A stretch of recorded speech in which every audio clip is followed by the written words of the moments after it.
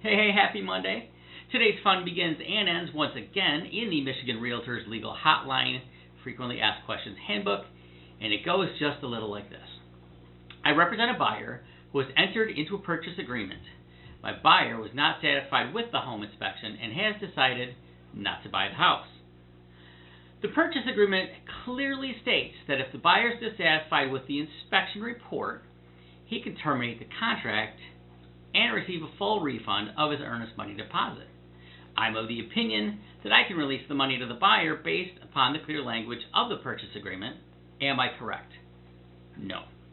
If there's a dispute between the buyer and the seller over the deposit, the law requires that the money stay in a broker's trust account until there is either an agreement between the parties or a court order.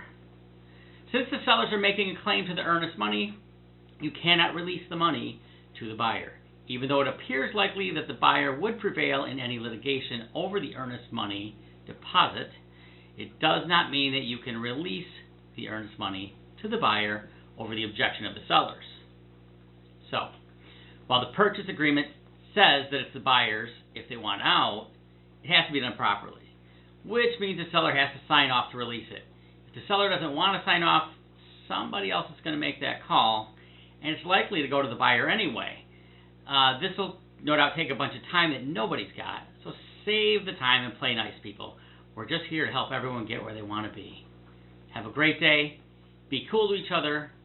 Help take care of those who can't, because it's important. See you next week, because there's always more to know.